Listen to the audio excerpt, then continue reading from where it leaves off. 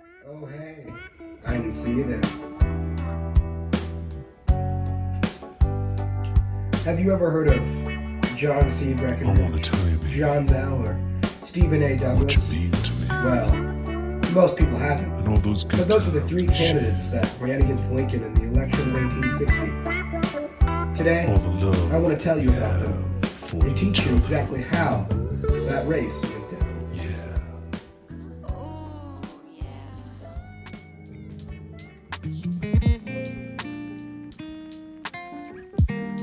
Let's move backwards and start with last place in the election, Stephen A. Douglas with 12 electoral votes.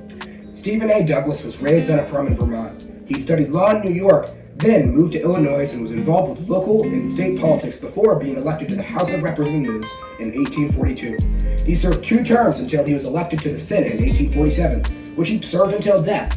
This is when Douglas started to push his ideas on slavery, the one big issue he wanted to try and solve. See, Douglas believed in popular sovereignty, the states themselves being able to decide whether or not they should get to own slaves. He was instrumental in the Compromise of 1850 because he split it up into individual bills to have Congress vote on. He then rallied hard for the Kansas-Nebraska Act in 1854, which passed but would later become his downfall. This spurred the rise of the Republican Party, which Lincoln would go to run under for his presidency, but also continued to divide the Democratic Party. In 1860, the rift between the Northern and the Southern Democrats became too large, and they split into the Northern Democrats and the Southern Democrats. The Northern Democrats elected Stephen A. Douglas for president, but the Southern Democrats went on to nominate John C. Breckinridge, who we'll actually get to next.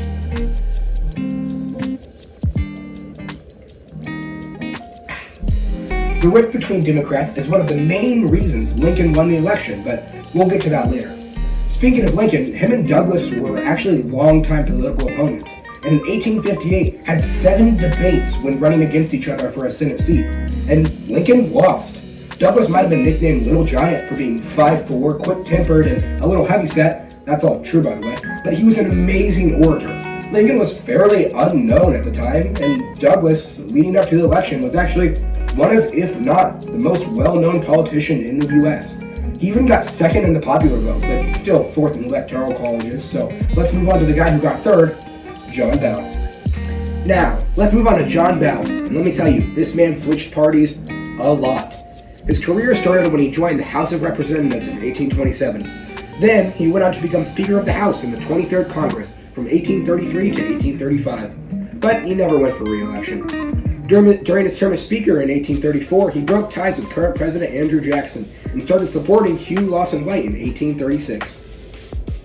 But White lost, so he said screw it and became a member of the Whig Party.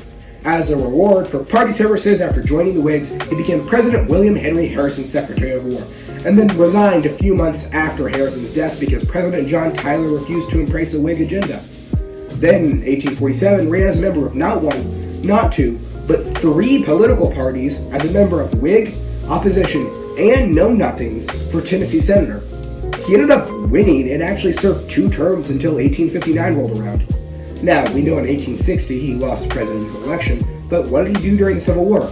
Well, he was a large slave owner and was generally opposed to expanding into other U.S. territories, voting against the Compromise of 1850 and the Kansas and Nebraska bill, and was also opposed to secession.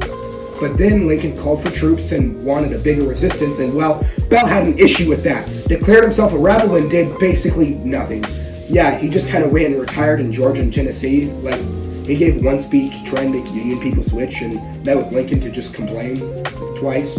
But yeah, he didn't really do anything. On to John C. Breckinridge.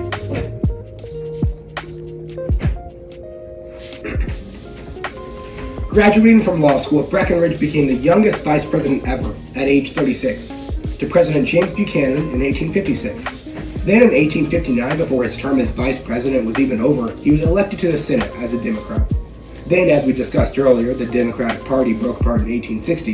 The North Wing nominated Stephen A. Douglas, while the Southern Wing nominated Breckinridge for federal intervention to protect slaveholders. And both candidates lost, so it didn't really matter anyways. But then in 1861, when he was siding with the slaveholders, he resigned from the Senate and became a brigadier general for the Confederate Army. And later the next April was promoted to major general after the Battle of Shiloh, which he helped command. He actually commanded multiple campaigns, such as Vicksburg in June of 1863 and a failed attack against Baton Rouge. and then joined command alongside General Jubal Early. In February of 1865, he became the Secretary of War by Confederate President Jefferson Davis, but the war ended only 2 months later. He then fled to England and, after a self-imposed exile of 3 years, returned to small-town law practice in Lexington. Now, on to the man, the myth, the legend, President Abraham Lincoln. Now, I'm sure Lincoln told you all about Lincoln, but the 6'4", pro-grappler, Thanksgiving declarer, slave-freer, was born in Kentucky, moved to Indiana, and grew up in the backwoods. He then moved to Illinois and started practicing law. He became a lobbyist for the Illinois railroads. Then, after a handful of cases, he became one of the most prominent lawyers in all of Illinois. He became a member of the Whig Illinois State Legislature, served 1 term in Congress. He then fought his old rival Stephen A. Douglas on the Kansas and Nebraska Act, and after the Whig Party was destroyed, Abe became a Republican. He then fought Douglas in 1858 for the Senate seat in a series of speeches and lost. Then nominated for president and won, cool Civil War stuff, freed slaves, the Union War, and then got shot. But why did Lincoln win the election, and how did it all go down? Well, the Northern and Democratic parties were split and were fighting amongst themselves about extensions of slavery and the purpose of a national government. The Republican Party took a hard stance against the extension of slavery, some even wanting to abolish it, such as Lincoln, while the Union Party just kind of tried to ignore the issues of slavery and focus on our constitutional rights. And we see this with the candidates. Breckinridge supported the South and slaveholders and went on to command for the Confederate Army. Douglas was more for popular sovereignty than most Northern Democrats, but was still trying to fix the issue of slavery. Lincoln went on to free the slaves, and John Bell is the man who ran under 3 parties, just kind of not sticking to one big thing. So let's look at electoral votes. Lincoln won, obviously, but we see the division between Democrats and the popular vote that allowed more votes to go to Lincoln. The 4th candidate in Bell also polling more votes from the Democrats and leading to the victory of President Abraham Lincoln. Thank you, and stay classy, San Diego. I want to tell you, baby.